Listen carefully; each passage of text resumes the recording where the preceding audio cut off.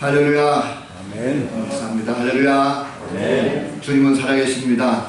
아멘. 오늘도 역사하십니다. 주님께서 우리를 부르신 줄을 믿습니다.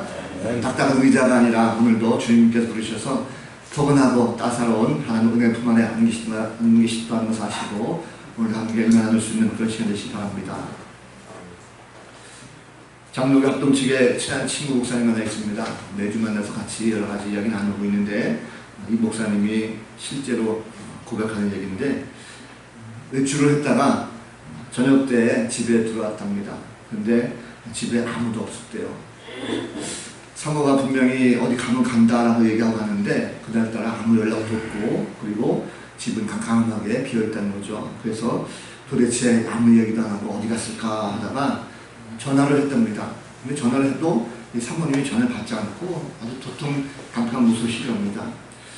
시간이 좀 지나가고 나니까 점점점 이제 저녁때가 넘어가니까 배가 고파지겠죠. 그러니까 사람이 아무리 목회자라도 배가 고프면 이렇게 역정이 좀 나잖아요. 그래서 점점 화가 나더니 안 되겠다 싶어가지고 오기만 해봐야 되는데 큰 사람은 최지 하고 마음 먹었답니다.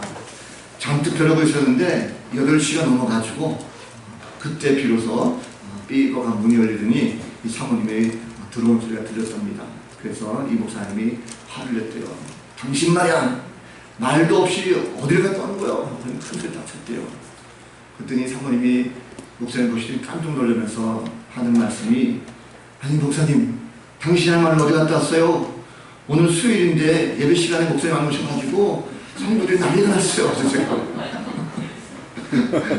그래서 코로나19 때문에 잠시 깜빡하고 수요일을 잊어버렸다가 헛줄 났다고 하는 그런 얘기가 있습니다. 나만 생각하는 다른 사람의 입장은 잘 모르죠. 남의 큰 소리 치기 전에 혹시 나에게 뭔가 실수한 것이 없는지 다시 한번 살펴보시기 바랍니다. 요즘에 보면 가정에서 자주 다투는 이유도 그렇죠. 아무리 오래 살아온 부부라 할지라도 상대방을 배려한다는 것이 결코 쉽지가 않습니다. 그러나 주님은 우리의 가정의 주인 되십니다. 주님께서 믿음의 가정 속에 함께 하셔서 오늘 부부들 마음도 함께 알게 해주시고 오늘 말씀을 통해서 다시 한번 우리 가정을 돌아보는 어떤 시간 될 줄로 믿습니다. 오늘 주보에 보시면 말씀 제목이 부부의 세계라고 했어요. 아마 부부의 세계 했을 때 어떤 분들은 저거 드라마 제목인데 이랬을 것 같아요. 주중에 말씀 제목을 뭘로 할까 하다가 하도 주변에서 부부의 세계를 봐야 된다고 막 얘기하고 또 이 드라마가 굉장히 인기가 좋다라고 해서 이렇게 한번 검색을 해봤어요. 그랬더니 시청률이 최근 시청률 중에서 제일 높고 그리고 계속 이 종편 채널에서는 틀변크만 하더라고요. 그래서 도대체 뭘까 제가 궁금했었는데 제가 방송에 와는 늦게 해가지고 잘 해보지 못했지만 인터넷으로 요약된 분을 이렇게 봤습니다. 그랬더니 거기에 등장하는 많은 가정들이 나와요. 가정들이 나오는데 그 중에 이제 그 주인공 가정을 보니까 이 남편과 아내 그리고 자녀 이 3명이 각자 가정에 대해서 생각하는 것들이 다 다른 모습으로 이렇게 비춰지고 있었습니다. 그래서 이것이 왜 이렇게 인기가 좋을까?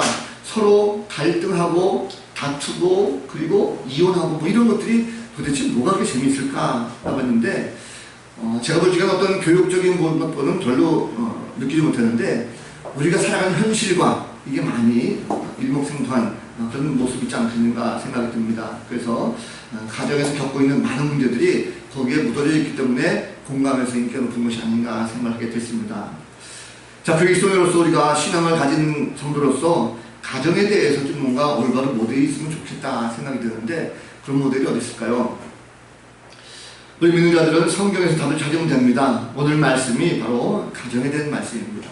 주중에 5월 21일이 부부의 날이라고 그랬죠. 그래서 가정에 대한 말씀을 좀 정했는데 바울은 오늘 고린도 교인들에게 그리스도인이라고 하면 적어도 거룩한 삶을 이렇게 살아야 된다라고 하는 그 말씀을 권면하면서 가정에 대해서 언급을 하고 있습니다. 본문에 보면 바울은 크게 2가지 관계를 언급하죠. 먼저 남편과 아내 사이에 지켜야 될 덕목, 관계를 말씀하고 있습니다. 보시면 아내는 주 안에서 남편에게 복종하고 남편은 아내를 사랑하며 괴롭게 하지 말라 하고 있습니다. 또 하나는 이 부모와 자녀 사이에 지킬 덕목을 제시하고 있죠. 그래서 자녀든 부모들에게 순종하고 또 부모는 자녀에게 낙심하거나 노엽게서 안 된다라는 것을 말씀하고 있습니다. 자, 이것이 성경적으로 덕목인데 이것을 잘 지키는 가정 세상에 많이 있을까요? 사실 우리가 살다 보면 가정을 꾸몄다고 해가지고 아무 일 없이 그냥 마냥 행복하게 쭉 가는 경우는 없습니다. 저도 마찬가지고 아마 여러분 마찬가지일 거예요. 남녀가 서로 만나가지고 사랑을 합니다. 그래서 결혼했죠. 한 가정이 된 것입니다. 근데 살다 보면 매번 어떻게 그렇게 행복하게 살 수 있겠어요? 그렇지 못하죠. 시간이 지나다 보면 현실 문제에 부딪히게 됩니다. 먹고 사는 문제, 또 서로의 개성 문제, 또 취미 문제에 다투기도 하죠. 아내들 향해서 오늘 말씀 보니까 남편에게 복종하라. 이게 좀 보면 어떤 분들은 야 이거 성경이 너무 고리타분하다. 너무 일방적이다. 여성이 너무 피해본다. 이렇게 생각하시는 분들이 있는 것 같아요. 여자들의 인권도 무시한 채 무조건 복종하는 이것이 성경적이냐라고 의문하는 경우가 있습니다. 사랑이라는 것이 지속되지 않죠. 신혼 때나 생활 때는 정말 사랑합니다. 그런데 시간이 가면 갈수록 사랑이 변하죠. 어떤 사람은 안 변해 이러는데 다 변하는 것 같아요. 아무리 훌륭한 남편이라도 죽을 때까지 변치 않는 사람 아마도 거의 없을 것입니다. 부모 자녀한테 마찬가지죠. 부모 자녀가 보면 여러분 다 아시죠? 품 안에 있을 때는 자식이지 얘들이 조금만 커도 사춘기만 돼도 분명히 부모들 머리 위에 앉으려고 하고 그리고 부모 품을 떠나려고 하는 이런 모습들이 많이 있습니다. 아무리 순종하라 말해도 절대 듣지 않죠. 이미 십계명이라고 우리가 알고 있습니다. 부모를 공경하라 라는 말씀이 있는데 굳이 왜 성경에서 이렇게 가정 속에까지 파고들어가지고 남편에게, 아내에게, 자녀들에게 이렇게 뭔가 구분해서 강요할 필요가 있을까 하는 것이죠. 오늘날 많은 사람들이 가정이라는 것을 꾸미고 살고 있습니다. 그런데 그 안에 보면 진실된 사랑이 없는 경우가 많습니다. 가족 간에 이 사랑이 없다 보니까 서로 상대방을 배려한다든지 따뜻하게 품어주지 못하죠. 그래서 대부분 보면 자신의 목적에 맞게끔 아내를 요구하고 남편을 요구하고 또 자녀들을 막지하는 이런 경우가 있습니다. 서론적으로 제가 부부의 세계에 들어갈 말씀드렸지만 그 가정이 바로 그런 것 같아요. 주인공 가정이 보니까 이 가정에 대한 생각이 아내와 남편, 자녀가 다 틀렸습니다. 주인공 아내는 자신이 어렸을 때부터 트라우마가 있었어요. 부모가 불륜을 저지르다가 교통사고로 죽었습니다. 그것이 있었기 때문에 이 주인공 여자는 평생의 행복한 가정, 자기가 원하는 가정은 남편이 불륜 저지르지 않고 가족에 충실하고 그냥 가족에 열심히 사는 이런 남편을 가장 최우선으로 생각했습니다. 남편은 그렇지 않죠. 남편은 자신이 제대로 능력을 발휘하지 못하고 빌빌거리면서 아내가 의사로서 많이 벌어온 걸 가지고 살다 보니까 남편으로서 체면도 국이 되고 여러 가지 길을 못 피게 됐었어요. 그러니까 자기가 원하는 아내는 자기에게 충실하게 따라오고 뭔가 순정적인 여자, 자기를 뭔가 도와줄 수 있는 여자, 재정적으로 지원할 수 있는 여자, 이런 여자가 진정한 참된 아내다라고 생각했습니다. 그러다 보니까 이 사람은 결국은 재력가의 딸을 만나가지고 바람피게 되는 이런 일이 벌어졌어요.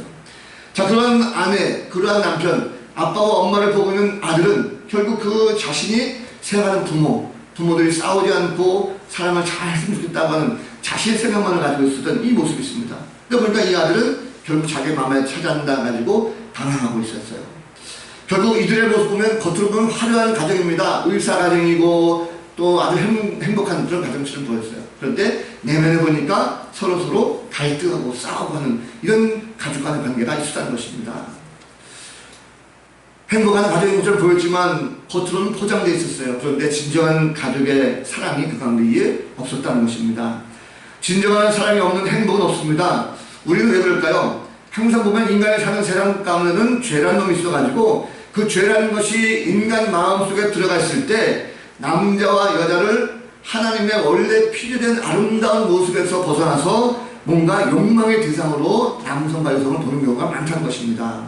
사랑이 없으면 결코 아름다운 가정을 만들지 못하죠. 오히려 욕심과 허영 때문에 가정을 파괴되는 경우가 많이 있습니다. 사실 이 말씀을 한번 여러분 공부해 생각해 보십시오. 바울 사도 때의 모습입니다. 지금으로부터 약 2000년 전 이야기예요. 그러면 2000년 전의 이야기는 지금의 우리의 사회하고 완전히 다릅니다. 지금은 그래도 여성들에 대한 인권이 많이 올라가 있잖아요.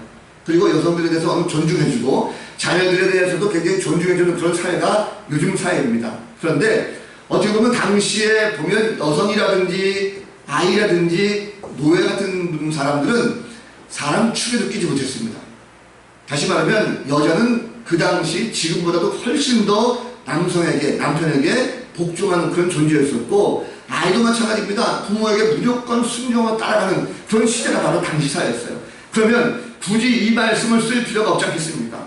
그런데 하나님께서 왜 사도 바울을 통해서 남편과 아내, 자녀들에게 이런 말씀을 하셨을까라는 것입니다. 우리는 먼저 하나님을 믿었을 때에 하나님께서 말씀하시는 가족이 뭔가라는 것을 먼저 좀 알 필요가 있습니다. 자, 가족이 뭡니까?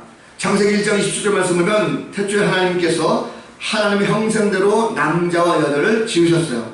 그리고 말씀하시기를 생육하고 번성해서 땅에 충만하라 라고 말씀하십니다. 하나님께서 아담이 혼자 있는 것을 좋지 않게 여기시고 그의 갈빗대를 취하셔서 똑같은 존재, 그를 돕는 배필로 하와를 만드셨어요.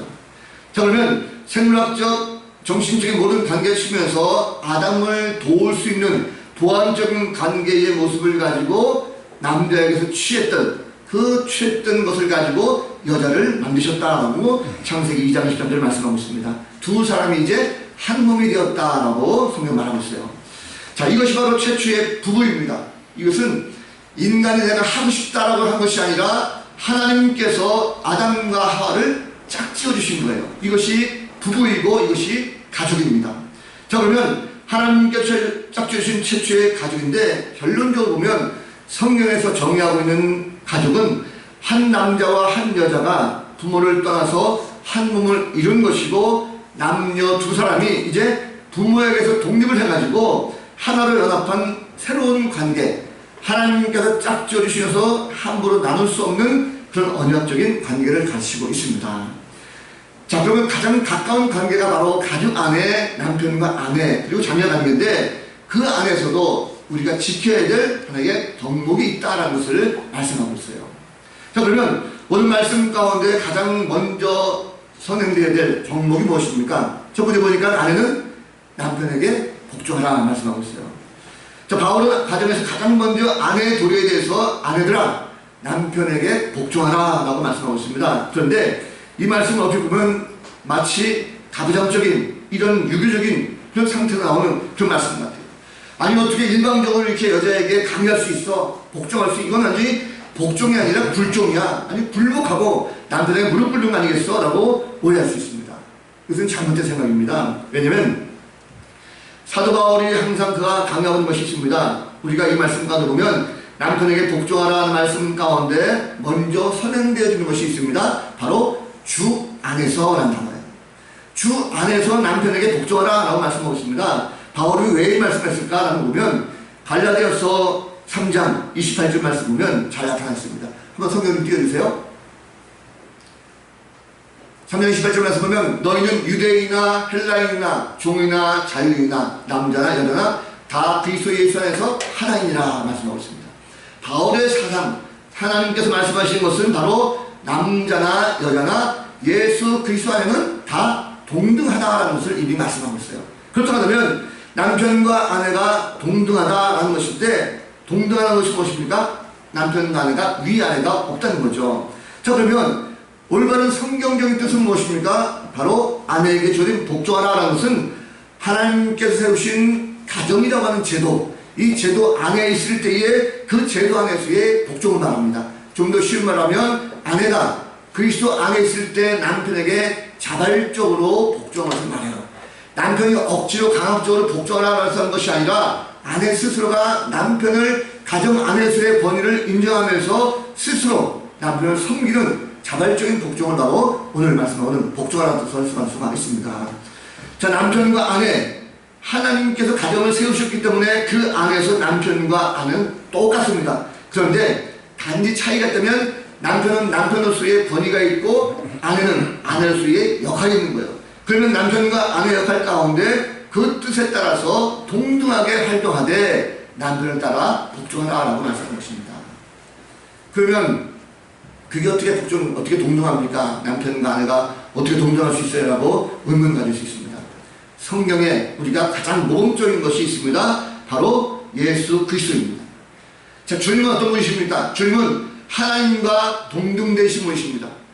그 본체가 같으신 분이에요. 그런데 아버지 하나님 말씀대로 그 동등됨을 취할 것을 본에 취하지 않고 낮고 초라한 인간으로 이 땅 오셨어요. 스스로 자신이 낮아지신 것입니다. 그래서 우리가 인간으로 주님께서 오셨다 말씀하고 있죠. 그런데 그렇게 했다고 해서 예수님께서 하나님보다 열등한 존재이다라고 말하는 사람은 아무도 없습니다. 본체가 같다라고 말씀하고 있어요. 그러면 오히려 예수 그리스도께서 그렇게 자신을 낮추셨기 때문에 하나님께서 모든 만물을 그의 발 아래 복종시켰다라고 빌립보서에 말씀하고 있습니다. 결국 낮아진다고 해서 그것이 낮아진 것이 아니라 완전하게 불력부족인 것이 아니라 오히려 더 높아질 수 있는 하나의 단계가 된다는 거죠. 성경은 분명히 하나님께서 하와를 돕는 배필로 지으셨다 말씀하고 있습니다. 이것은 하와가 아담보다 열등하다는 의미가 아닙니다. 분명한 것은 아담과 하와는 반드시 하나님의 형상대로 창조되었기 때문에 똑같습니다. 동등됩니다. 본질적으로 동등하지만 지으심받은 목적에 따라서 남편과 아내로 구분되어 있고, 그리고 바울이 말한 이 복종도 바로 구별된 그 상황 속에서 남편의 역할, 아내의 역할, 그리고 남편의 가정적인 권위에 의해서 아내가 철저하게 스스로 복종해 주는 것, 이것이 바로 성령에서 복종하라는 말씀입니다. 지금 목사님 가운데 국방부에서 군정하던 목사님 계시다고 했죠. 이분이 그 간증하는데 그런 말씀 하시더라고요. 군정 예산을 따기 가지고 연말에 이 기획재정부에서 예산이 내려오는데 기획재정부에 담당하는 그 과장이 김천수 씨라고 가천교회의 집사님이랍니다. 근데 이분이 여간 까다롭지 않았어요. 군정 예산 오히려 사감하겠다 이래가지고 아주 군대에서 난리가 납니다. 이것이 없으면 군선교 못하는데 어떡하냐 그래가지고 군대 그 목사님들 가운데 가장 높은 힘이 군종감이거든요. 군종감이 그 기획재정부 과장님에게 전화했음에도 불구하고 안 넣히더래요. 그래서 어떻게 되면 국방부 장관에게 부탁했답니다. 그랬더니 국방부 장관이 전화까지 했는데 그래도 이분이 일개 과장인데도 그것을 안 들어주더래요. 철저하게 안 된다 하고 하는 거죠. 어떡할까 고민하다가 군종감 되시는 분이 이 목사님께 전화했답니다. 목사님 한번 그분께 좀 전화 좀 해보시오 라고 얘기했대요. 이 목사님이 아니 군종감 대령인데 그분이 해도 안 되고 국방부 장관이 전화해도 안 되는데 일개 장교인 내가 뭘 거기 전화해가지고 또 부탁하겠는가 해서 안 될 것 같다 라고 했더니 그래도 한번 해보라고 해서 알겠습니다. 근데 마음속에 어떤 생각이 드냐면 그 남편보다는 아내분이 신앙이 더 좋다고 하니까 그 아내에게 내일 아침에 전화해야 되겠다. 내일 새벽에 일어나서 새벽기도 하고 그리고 한번 전화해야 되겠다 하고 마음먹대요. 근데 밤에 자다가 꿈을 꿨답니다. 꿈을 꿨는데 하나님께서 그 아내를 보이게 하시고 같이 막 얘기하는데 너무 기분 좋게 꿈에서 잘 풀리더래요. 그래가지고 새벽에 일어나가지고 기도하면서 아 하나님이 뭔가 기분 좋게 잘 해결되리라 생각하고 주셨구나 생각이 들어가지고 아침에 전화가 걸었답니다. 자 전화가 걸었는데 전화를 받자마자 부인이 하는 말이 첫 마디가 그것대요. 우리 주인님 소관이니까 주인님께 말씀하십시오 이러는 거예요. 이게 목사님이 아니 이 천지 세상에 남편을 주인님이라고 말하는 사람이 어딨냐 이거죠. 이 아내가 뭐 때문에 이 남편에게 주인님이라고 말할까 생각이 들어가지고 전화를 끊고 나서 그만하자니까 안 되겠다 싶어가지고 다시 한번 또 전화했답니다. 그래서 당시 교회 집사님 아니십니까? 나는 지금 목사로서 다시 한번 얘기하는 건데 군정 선교를 위해서 예산을 얻지 않으면 안 된다라고 해서 얘기하는데 얘기가 잘 나오더래요. 술술술. 근데 이 분이 그 얘기를 다 듣더니 하는 말이 수고가 정말 많으십니다. 그런데 편한 마음으로 기다리세요. 우리 주인님께서 내일 뭔가 하실 거예요 라고 또 주인이라고 얘기하더라고요. 이 목사님이 참 궁금했답니다. 그런데 놀랍게도 다음날 그 국방부 예산이 통과돼가지고 재정을 집행하겠다고 하는 그 얘기가 나왔대요. 너무나 놀라가지고 자기가 전화했답니다. 도대체 이게 어떻게 된 일인가 했더니 그 담당 과장이 이렇게 고백하는 거예요. 평상시에 아내가 말로만 하는 것이 아니라 이 아내는 자기를 철저하게 주인으로 섬겼다는 거죠. 다시 말하면 자기에게 무릎을 꿇고 복종하고 이래가지고 아주 하급처럼 온 것이 아니라 남편을 존중해주고 남편을 이해해주고 남편을 뭔가 포근을 받아주고 힘든 일이 있을 때 남편을 안아주고 이러한 관계 속에서 남편이 이 아내야말로 나에게 있어서 가장 아름다운 배필이다라는 것을 알고 이 아내가 하는 말이면 그 어떤 말이라도 무조건 다 내가 들어주려고 고백했다는 거예요. 그래서 아내의 역할이 그만큼 컸다라고 하는 이 목사님의 간증을 들었습니다. 그리고 사실 세상 사람들이 보면 이 문화적인 면에서나 가치관 면에서나 보면 이게 이해가 잘 안 되죠. 그러나 신앙 안에 있는 우리 태도 안에서의 하나님 관점에서 보면 이것이 다 가능합니다. 하나님께서 창조하신 아내는 돕는 배필로 만들었습니다. 그래서 자발적인 복종을 통해서 가정을 아름답게 이끌어간다는 것을 여러분 꼭 기억하시기 바랍니다. 그래서 아내들은 교회가 그리스도께 하듯이 남편의 뜻을 좀 존중하고 또 잘 따름을 말미암아 선한 협력자가 다 되셔서 함께 주님의 뜻을 이 땅에 이뤄갈 수 있는 복된 성도들이 될 줄로 믿습니다. 남편들은 어떻습니까? 남편들은 아내를 사랑하며 괴롭히지 말라 말씀하고 있죠. 자, 이 말씀을 좀 자세히 보면 아내에게 주어진 명령과는 좀 달라요. 뭐냐면 남편에게 명령한 것은 두 가지입니다. 하나는 아내를 사랑하라는 것이고 또 하나는 아내를 괴롭게 하지 말라라고 말씀하고 있어요. 자, 이 말씀을 준비하면서 아니 사랑하라라는 건 알겠는데 괴롭게 하지 말라라는 것은 뭔 뜻일까라는 것입니다. 자, 괴롭게 하다. 이것은 어떤 것일까요? 남편이 그냥 아내를 무조건 괴롭게 합니까? 성경이 괴롭게 하다는 단어를 찾아보면 계시록에 2번 쓰인 게 있습니다. 그런데 그 뜻이 뭐냐면 쓰다, 시다 이런 뜻도 있어요. 좀 더 깊이 말하면 이것이 악독을 뜻합니다. 악독을 뜻해요. 그래서 이 쓰다, 시다, 악독을 뜻하는데 말과 행동에 있어서 이 악독한 일을 하는 것, 이것을 바로 괴롭게 하다라는 것으로 해석할 수가 있습니다. 좀 더 쉽게 해석을 한 걸 보면 우리가 오늘 본문 가운데 앞에 보면 3장 5절 말씀 보면 잘 나타냈어요. 성경 한번 붙여주세요. 골로 3장 5절 말씀 같이 한번 읽어보겠습니다. 시작.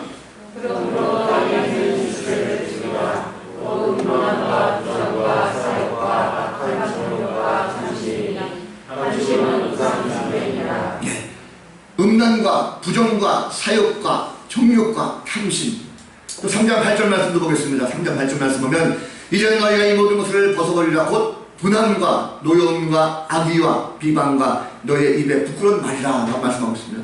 자, 이 말씀 쭉 연결보면 남편은 아내를 두고 음란한 말이라든지 사악한 마음 품을 수 있습니다. 남편이 아내에게 분노를 퍼붓거나 더러운 말을 하고 비방한다고 한다면 이건 얼마든지 아내를 괴롭게 하는 것입니다. 하나님은 남편에게 이것을 분명히 금지하셨어요. 아내를 괴롭히지 말라고 명령하셨습니다. 오늘 참석한 모든 남편들은 이것을 반드시 기억하시기 바랍니다. 아내를 괴롭게 하는 일, 아내를 이기적이고 자기 힘적으로 뭔가 자꾸 만들어가는 것 다 죄를 구하는 것입니다. 하나님이 결코 원치 않습니다. 이것이 여러분의 말과 행동에 습관적으로 나오게 된다고 한다면 우리가 아무리 신앙생활을 잘해도 옳지 않습니다. 저도 내가 하나님 앞에 예배를 잘 드리고 봉사 잘하고 열심히 헌금한다 하지만 내 입에 여러 가지 분함과 노여움과 악의와 비방과 내 입을 더럽게 하면서 아내를 괴롭게 한다면 올바른 신앙이 아니라는 거죠. 남편은 절대적으로 그래서 안 될 것입니다. 결코 하나님 기쁘시할 수 없습니다. 남편이 부부관계에서 맡은 분명한 역할, 바로 사랑입니다. 사랑이라는 것은 이 명령, 이것이 단순한 사랑이 아니고 아내를 사랑하는 말은 바로 아가페 사랑입니다. 아가파워로 되어 있어요. 그래서 자신을 내어주고 희생적인 사랑을 말합니다. 바울은 그래서 에베소서 5장 25절 말씀에 이렇게 명령합니다. 한번 볼까요? 남편들아 아내 사랑이를 그리스도께서 교회를 사랑하시고 그 교회를 내어 자신을 주심같이 하라 말씀하고 있어요. 아내를 사랑할 때 단순한 말로 하는 것이 아니라 자기 자신을 주셨던 예수 그리스도와 같이 아내를 위해서 전심을 다해서 사랑하는 이런 성도가 될 줄로 믿습니다. 남편은 이기적인 것이 아니라 오히려 이타적이 됩니다. 자기 중심적이 아니라 오히려 자기 희생적이 됩니다. 단지 감정적으로 아내를 다스리는 것이 아니라 아내를 정말 위한다면 아내를 배려해주고 그리고 아내를 최고의 관심의 대상으로 생각하고 그 아내만을 섬길 수 있는, 그래서 나의 이익보다도 아내의 이익을 먼저 생각할 수 있는 이 모습이 바로 우리 남편들의 가운데 있어야 될 것입니다. 우리가 저도 남편이라면 끊임없이 아내의 행복을 위해서 사랑하고 봉사하는 그런 성도가 되야 될 것입니다.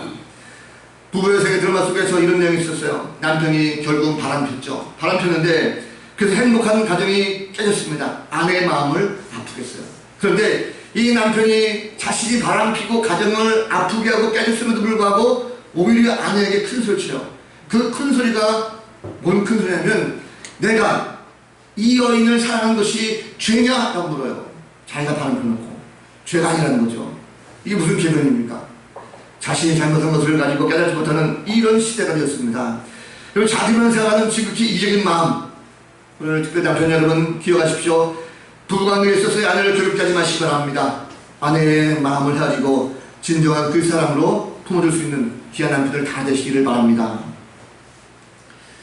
자녀들에게 말씀합니다. 자녀들은 뭐라 말합니까? 부모들에게 순종하라 말씀하고 있어요. 자, 가정의 구성원 가운데 자녀들에게 주어진 가장 큰 명령은 순종입니다. 자녀들을 조심하십시오. 오늘 말씀하고 있는 이 순종은 앞에 아내가 남편에게 복종하라고 하는 이 복종의 단어보다도 더 깊은 단어입니다.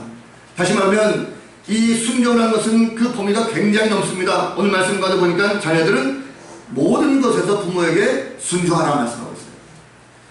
자, 그러면 자녀들이 순종해야 될 범위가 있는데 여기 말하고 있는 자녀들은 어디까지냐면 부모가 아이를 낳았을 때부터 시작해서 성령이 될 때까지의 상황을 말합니다. 그런데 이 자녀들의 범위라는 것이 이 아이들이 커가지고 결혼해서 다른 가정을 꾸며서 나가게 되면 그 순종의 범위에서 벗어나게 돼 있어요. 결혼해서 나가면 벗어나는 것이고, 성령이 돼서 자신이 직장을 가지고 돈벌이를 하는 이런 자녀들도 여기 해당되지 않습니다. 여기 자녀들아 부모에게 순종하라는 것은 태어나서 미성년자부터 성년이 되더라도 자기가 밥벌이 하지 못하고 부모 아래에 있는 이런 자녀들을 말하고 있어요. 자, 그러면 왜 이렇게 순종을 안 할 것인가? 그럼 부모가 자녀에게 순종을 요구하는 것은요, 얼마든지 할 수 있습니다. 왜냐면 바로 하나님 아래에 있는 부모의 권위로서 자녀에게 순종을 안 할 수가 있다는 거죠. 그것이 바로 하나님께서 기뻐하시기 때문에 그렇습니다. 순종은 절대적인 태도와 행위를 요구합니다. 다시 말하면 부모가 말했을 때 내가 귀찮아서 안 해, 내가 뭔가 지겨워서 안 해 하고 말대꾸하고 반항하는 것이 아니라 네, 알겠습니다 라고 순종하고 마음으로부터 순종한 태도를 갖추고 부모의 말에 행동으로 보답하는 것, 이것이 바로 순종입니다. 여러분, 자녀들 그러죠. 내 마음에 드는 것만 순종하는 경우가 많이 있습니다. 그런데 성경은 분명히 말합니다. 모든 일에 부모에게 순종하라 말씀하고 있어요. 하나님은 자녀들이 독립하기 전까지는 부모의 권위 아래에 자녀들을 두었습니다. 그렇기 때문에 부모의 말에 순종하지 않는다고 한다면 그것이 무엇이든지 결국 하나님의 권위를 무시하는 게 됩니다. 부모를 무시하는 자녀, 눈에 보이는 부모에게 무시하는데 보이지 않는 하나님 앞에 잘할 리가 있겠습니까? 절대 그렇지 않다는 거죠. 하나님 앞에 신실한 자녀는요, 부모에게도 순종하고 잘합니다. 하나님을 참되게 사랑하면서 부모를 사랑하지 않는 자녀 없습니다. 부모를 정말 사랑한다면 하나님을 사랑하고, 하나님을 정말 사랑한다면 부모에게 순종하는 그런 자녀가 될 것입니다. 나에게 함부로 대한 아이가 할지라도 이 하나님의 자녀를 잘 키우는 그런 부모가 되어야 될 것입니다. 우리 보이는 모든 부모들은 자녀들에게 바른 길로 인도해 주시기 바랍니다. 자녀들은 특별히 부모의 말씀에 순종을 말미암아 모든 일에 주님께 기쁨이 될 수 있는 이런 자녀가 되었으면 좋겠습니다. 또 부모는 자녀를 더합니까? 부모는 자녀를 노엽게 하지 말라라고 말씀하고 있어요. 자, 자녀에게 절대적인 순종과 섬김을 부모가 받는다면 그 받는 거에 해당되는 것만큼 자녀에게 해야 될 태도가 있습니다. 그것이 바로 자녀를 노엽게 하지 말라는 거예요. 노엽게 하지 말라는 것은 어떤 뜻입니까? 노엽게 하지 말라는 것은 자녀들에게 잔소리 한다든지 자녀를 업신여긴다든지 멸시하는 것을 말합니다. 좀 더 깊이 말하면 자녀를 때리고 굿하는 것까지 다 포함돼요. 자, 바울 당시에 노예라든지 여성이라든지 아이는요, 인격적인 존재로 그들이 대접을 받지 못했습니다. 그래서 굿하는 것이 일반화되어 있어요. 때리는 것이 일반화됐다는 것입니다. 그런데 이런 일들이 과연 2000년 전에 그때만 있었습니까? 아니죠. 요즘에도 보면 21세기에 살아가는 이 자유와 인권이 평등을 주장하는 이 시기에도 우리의 가정들을 보면 종종 이런 일들이 일어나고 있습니다. 눈에 보면 일들이 많이 있다는 거죠. 뉴스에 보면 얼마든지 많이 있습니다. 자, 이런 일들이 왜 일어날까? 대부분 보면 부모가 자식들을 독립된 하나의 인격체로 생각하지 아니하고 뭔가 자신의 소유라고 생각합니다. 내가 나왔으니까, 내 배 앞에서 나왔으니까 내 새끼야, 내 거야 라고 생각해서 이 아이를 내 마음대로 한다는 거죠. 이렇게 잘못된 것입니다. 그러다 보니까 자꾸 내 생각을 주입시켜서 자꾸 강요하고 내 마음대로 아이를 키우려고 하는 이 모습이 있습니다. 예를 들면 이런 거죠. 어떤 부모는 자신이 배우지 못했기 때문에 이 아이에게 무조건 배움을 강조합니다. 아이는 공부하기 싫다고 하는데도 무조건 강조하고 계속 학원 이거 보고 돌리면서 어떻게 해서든 이 아이에게 잘 가르치려고 만드는 거예요. 그러다 보면 결코 옳지 않습니다. 어떤 부모는 또 자신이 길렀다고 생각하니까 이 아이를 끝까지 막 책임지려고 해요. 그러다 보니까 나이가 들어서 아이가 결혼해도 문제입니다. 내 딸을 시집 보냈어요. 사위가 올바로 보이겠습니까? 내 딸을 훔쳐간 도둑놈으로 보이죠. 며느리가 제대로 보이겠습니까? 아들의 사랑을 뺏어간 도둑으로 보지 않겠습니까? 이러다 보니까 결혼해서도 결국 아들과 딸, 며느리 사이를 이간질하고 헤어지는 이런 경우가 많이 있습니다. 여러분, 자녀들은 결코 부모의 소유가 아닙니다. 자녀를 주신 분은 바로 하나님이세요. 자식들은 부모의 소유가 아니라 하나님의 소유입니다. 잠깐 우리 품에 안겨주셔서 우리 보고 키우라고 맡겨주셨어요. 우리 청직입니다. 그러면 이 아이를 잘 양육하고 있다가 이 아이들이 결혼해서 부모 품을 떠나게 되면 새로운 한 가정을 꾸미게 될 때 우리는 독립시켜주고 그를 완전하게 인정해주는 것입니다. 이것이 바로 필요하다는 거죠. 그래도 우리는 자녀를 대할 때 우리 품에 있다고 해서 함부로 대하지 말고 하나님의 보물 다루듯이 소중히 다룰 수 있는 이런 성도가 될 것입니다. 또 우리 뜻을 강요하지 말고 하나님께서 이 아이에게 주신 달란트가 뭘까? 이 아이가 좋아하는 것이 뭘까? 하나님께서 이 아이에게 뭘 원하실 것인가를 우리가 알고 그에 맞는 성품을 가지고 아이를 개성 있게 잘 키우는 것, 이것이 꼭 필요하다는 것입니다. 한나라고 인물 아시죠? 한나가 사무엘을 낳고 하나님께 드려서 하나님께 쓰시고자 할 때에 쓰임받는 기한의 분으로 드렸습니다. 그럴 때 위대한 그가 선지자로 쓰임받은 걸 볼 수가 있습니다. 우리 마찬가지입니다. 우리 자녀를 키울 때 말씀과 기도로 키워서 자녀를 노엽게 하지 말고 하나님 뜻을 잘 이룰 수 있는 선한 청지기 역할을 해야 될 줄로 믿습니다. 말씀을 정리합니다. 여러분, 가정은 참으로 소중합니다. 누구든지 가정을 잘 꾸미고 싶어요. 가정을 아름답고 화목하게 잘 지키려고 합니다. 그런데 진정으로 그 사랑을, 그 가정을 행복하게 잘 지키려면 그 안에 가족 간에 있어서의 진정한 사랑이 반드시 필요합니다. 그런데 사람들은 이 사랑을 단순히 육체적으로, 정신적으로 생각해요. 우리는 그러면 안 됩니다. 믿는 자들의 사랑은 바로 아가페적인 사랑입니다. 희생하고 헌신하고 나보다 남을 더 높여주고 그리고 섬겨줄 수 있는 이 모습, 바로 주님 보여주신 아가페 사랑이 진정으로 행복한 가정을 만들 수가 있다는 사실입니다. 사랑 있는 가정은 남편과 아내, 자녀들이 함께 높여주고 함께 섬겨주고 함께 화목합니다. 그러나 사랑이 없으면 그 안에 각자적인 생각으로 말미암아 개인적인 생각으로 불협화음이 자주 나타나게 있습니다. 여러분, 이제 5월도 마지막 주가 되었습니다. 가정의 달을 보냈습니다. 지난 한 달 동안 저는 가정에 대해서 계속 말씀을 전했어요. 어린이에 대해서, 부모에 대해서, 스승에 대해서, 또 오늘은 가정을 위해서 함께 말씀을 전했습니다.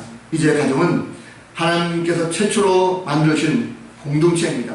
교회보다도 먼저 만들어진 것이 바로 가정입니다. 그렇다고 한다면 우리가 2학년 5월 다가기 전에 가정을 다시 한번 온전히 돌아보면서 남편과 아내, 자녀들과 더불어 함께 아름다움으로 회복될 수 있는 우리 가정이 되었으면 좋겠습니다. 요즘 코로나19 때문에 교회 공동 식사가 없죠.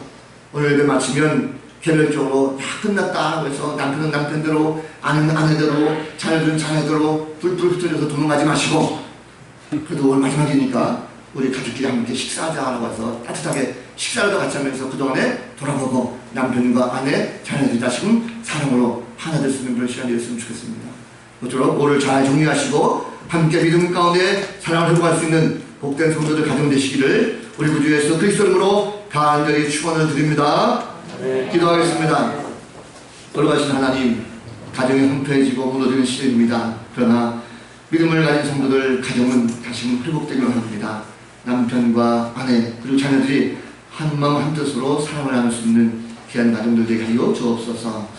남편에게 복종하고 아내를 사랑하고 괴롭게 하지 않고 또 부모에게 순종하고 자녀들에게 노엽게 하지 않는 그런 가족들 우리 모두가 되도록 함께하여 주옵소서. 감사드리옵고 예수님의 이름으로 간절히 기도하옵나이다. 아멘. 아멘.